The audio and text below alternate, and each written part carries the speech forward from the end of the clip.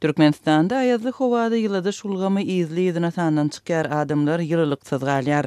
Bu ýagdaý düýpden agzamayan türkmen hökümeti Özbekistana goşmaça gaz we elektrik togyny satmak barada gepleşik geçirýär. Daşugda şunlar howa gündizine -5 -10 gradusa çenli sowaýar.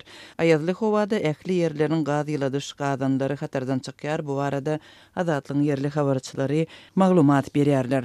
Habarçylaryň biri Daşowyň dürli ýerlerinde gaz üçünçülüğün izli ýyzyna kesilýänligini 14-nji dekabrda gurrun berdi. Beýleki habarçy Göreogly Ruhy Belend we Boldumsaz etraplarynyň ençeme owalarynda gazyň tasy ýokdugyny 13-nji dekabrda ma'lum etdi.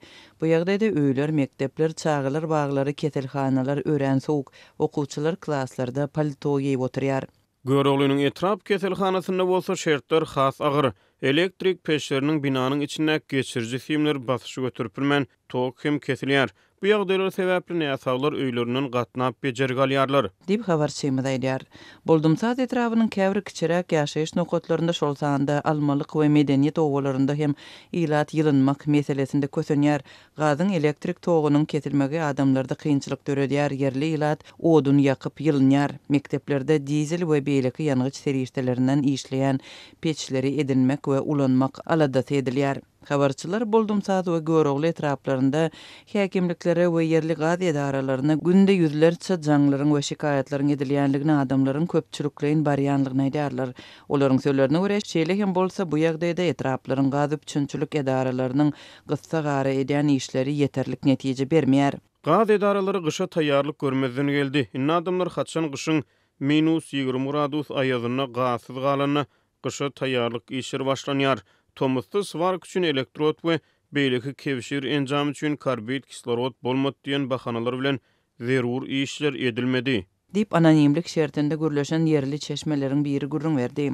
Habarçylaryň maglumatlaryna görä Daşowyň özünde we etraplarynda ayazly howa we ýyladyş bolmazlygy ilatyň gündelik durmuşyny ören agyrlaşdyrýar, keselçilik artýar. Çagylar keselliýär, gazy daşary ýurtlara satýan türkmen hökümeti öz halkyny hem gaz bilen üpçün etse gowy bolardy diýip Azatlyk bilen anonim söhbetdeş bolan Daşowyň ýaşaýjysy aýdýar. Türkmenistanda sowuk howa dekabryň başyndan bäri saklanýar. Daşowda günleriň birinde howa 22 gradusa çenli sowady. Azatlyk radiosynyň habarçylary ýyladyş ulgamyndaky näsazlyklaryň ýurdun ähli regionlarynda döränligi barada maglumat berip gelýärler. 10-njy dekabrda Aşgabatda ýyladyşdan başga da birnäçe trawyň ýaşaýjylary uzak gün suwsuz galdy. Energi üçünçülük ulgamynda döreýän näsazlyklar helakçyligi hem sebäp bolýar. Türkmen News neşriniň 10-njy dekabrda çap eden habaryna görä Türkmenabad şäheriniň Örgenje etrawynda bir maşgalanyň 4 agzasy, 2 çagy we olaryň enatasy hojalyk gadyndan däherlenip ölüpdir.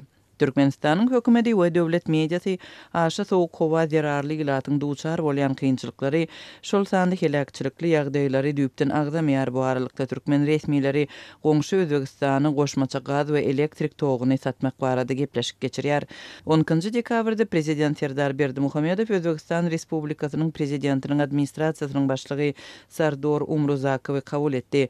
Sardor Umruzakow goşmaça gaz üçünçüligi meselesinde Serdar Berdimuhammedow bilen alaşanlygyny ma'lum etdi. Şeýle hem şertnama gol çekildi diýip BBC habar berdi. Tutuş regiony ornaşan adatdan daşary sowuk howada Özbek hökümeti öz ýurdunda dören energi krizisini çözmäge çalışýar. Türkmen hökümetinden tapawutlykda adatdan daşary ayazly howada energi krizisini başdan geçirýänligini boyuna alýan Özbegistan, Türkmenistandan satyn alýan elektrik togynyň mukdaryny hem artdyranlygyny 9-njy dekabrda ma'lum etdi.